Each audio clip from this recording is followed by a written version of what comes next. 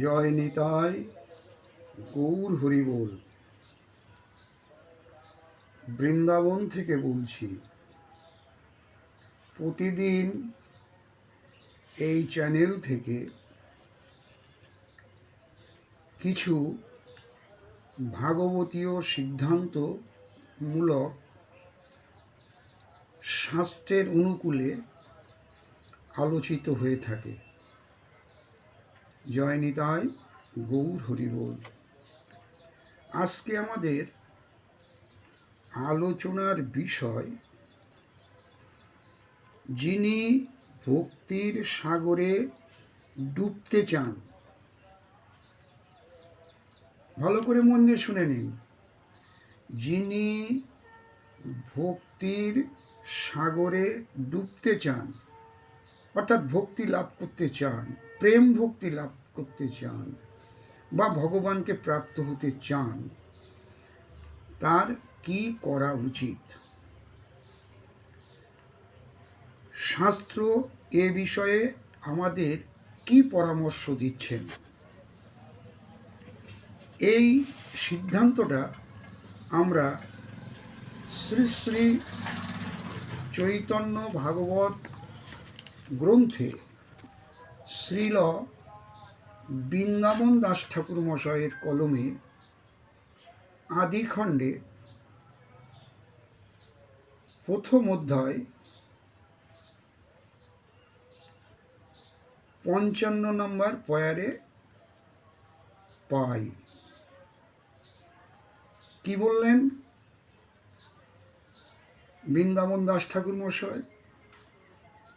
সংসারের পার হইয়া ভক্তির সাগরে যে ডুবিবে, সে ভজুক নিতাই চাঁদেরে। আবার শুনুন কথাটা। সংসারের পার হইয়া ভক্তির সাগরে যে ডুবিবে, সে ভজুক নিতাই চাঁদেরে। বৈষ্ণবের পায়ে মোর এই মনস্কাম, জন্মে জন্মে প্রভু মোর হৌ বলরাম। দ্বিজ বিপ্র ব্রাহ্মণ যেন নাম ভেদ,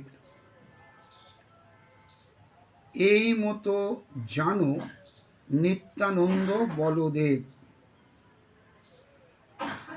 অন্তর্যামী নিত্যানন্দ বলিলা কৌতুকে, চৈতন্য চরিত্র স্ফুরে। জয় নিতাই গৌর হরিবোল। আবার বলছি, অন্তর্যামী নিত্যানন্দ বলিলা কৌতুকে, চৈতন্য চরিত্র কিছু লিখিতে পুস্তকে। তাহলে এই যে সিদ্ধান্ত বা কথাগুলো আমরা চৈতন্য ভাগবতে জানতে পারি, তা মূলত আমাদের নিত্যানন্দ প্রভুর অনুপ্রেরণায় বৃন্দাবন দাস ঠাকুর মশাই লিপিবদ্ধ করেছিলেন।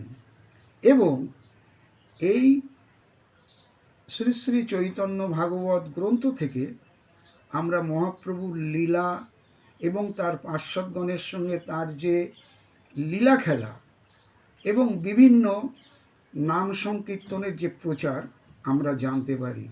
এটা নিত্যানন্দের কথায় বৃন্দাবন দাস ঠাকুর মশাই আমাদেরকে বলেছেন। কোথায় পেলাম? শ্রী শ্রী চৈতন্য ভাগবত গ্রন্থ শ্রীল বৃন্দাবন দাস ঠাকুর মশাই কৃত আদি খণ্ড প্রথম অধ্যায় 55 নম্বর পয়ার থেকে 58 নম্বর পয়ার। ভিডিওটি ভালো লাগলে আপনারা মতামত প্রকাশ করতে পারেন। আজকে পর্যন্তই। জয় নিতাই গৌর হরিবোল। জয় শ্রী রাধে শ্যাম।